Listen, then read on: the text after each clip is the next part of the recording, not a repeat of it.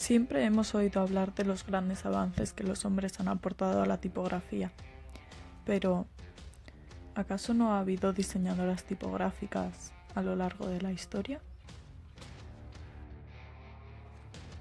Tal y como ha sucedido en otros campos del diseño y del arte, los nombres de muchas mujeres han quedado en el olvido, tras el nombre de sus maridos, amantes, padres o hermanos. Vamos a conocer la historia de la tipografía. El primer sistema de escritura estandarizado fue la escritura cuneiforme. Se desarrolla entre el año 4000 a.C. y el 100 a.C. en la antigua Mesopotamia. Se utilizaba un estilete en cuña para realizar marcas en una tabla de arcilla húmeda. Los caracteres fenicios surgen en el actual Líbano hacia el año 1600 a.C.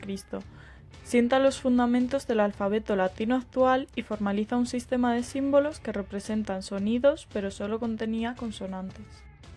El alfabeto griego adopta los caracteres del sistema fenicio, y en el 800 a.C. ya habían añadido otros caracteres. Se estandariza en el año 500 a.C., introducen vocales y los espacios entre palabras. La invención de los tipos móviles suele atribuirse a Johannes Gutenberg, impresor alemán, en la década de 1440, pero otros lo atribuyen a Laurens Koster, de los Países Bajos, o a Pánfilo Castaldi, de Italia.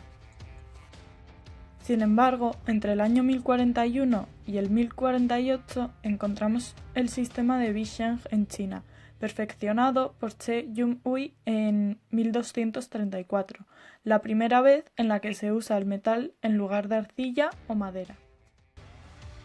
Rebecca Davidson demostró en la exposición de 2003 Unseen Hands, Women Printers, Blinders and Book Designers que las monjas del convento de San Jacopo di Ripoli, en Florencia, ya trabajaban como impresoras en el año 1476. Hasta el siglo XVII era normal que las mujeres asumieran la dirección de la empresa con la muerte de sus padres, hermanos, esposos. Fue entonces cuando las mujeres fueron excluidas de los procesos de aprendizaje, porque no era un oficio adecuado para ellas por su peligrosidad. Carentes de formación, en el siglo XIX no pueden llegar a la altura de sus colegas masculinos, los que protestan a menudo por la intromisión de las mujeres descualificadas, lo que llevará a relegar sus puestos a tareas mecánicas como pulir las imperfecciones de los tipos, doblar las hojas de papel impresas o coser encuadernaciones. Es también en este mismo siglo, con el nacimiento de los primeros movimientos feministas, cuando volvemos a ver aparecer a las mujeres en la imprenta, especialmente en las cunas de estos movimientos, Estados Unidos y Gran Bretaña.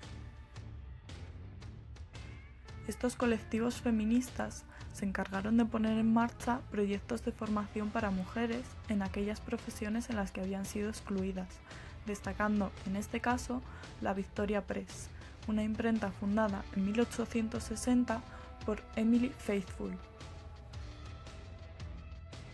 La Victoria Press estaba integrada por mujeres y concebida con el objetivo de que adquirieran competencia en el oficio. La imprenta sufrió sabotaje por parte de los hombres del sindicato de impresores, con argumentaciones de razones de moralidad. Aún así, continuaron activas 20 años. Aún hoy en día se trata de un terreno mayoritariamente masculino, en el que encontramos muy pocos nombres femeninos de los que no se habla lo suficiente. Una de las pocas mujeres cuyos tipos son reconocidos internacionalmente es la alemana Gudrun Zapp, diseñadora de la Diotima Roman, la Shakespeare Roman o la Columbine, entre otras. La estadounidense Chris Holmes, nacida en 1950, diseñó también más de 90 fuentes, entre ellas la Leviatán o la Lucida. Carol Twombly, nacida en 1959, obtuvo en 1984 el premio Morisawa por su tipografía Mirarai. Poco tiempo después empezó a trabajar como freelance para Adobe Systems, luchando por elevar la calidad del tipo digital y sacarlo de la pobreza que presentaban sus inicios. En 1994 recibió el premio Charles Peignot, siendo la primera mujer en recibirlo. Entre sus fuentes creadas encontramos la popular Trajan. Zuzana Lico fue pionera de las fuentes bitmap, prácticamente desde la aparición del Mac.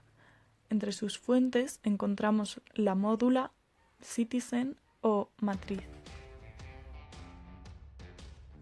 Hablando de Mac, y por último, pero no menos importante, debemos mencionar a Susan Kare.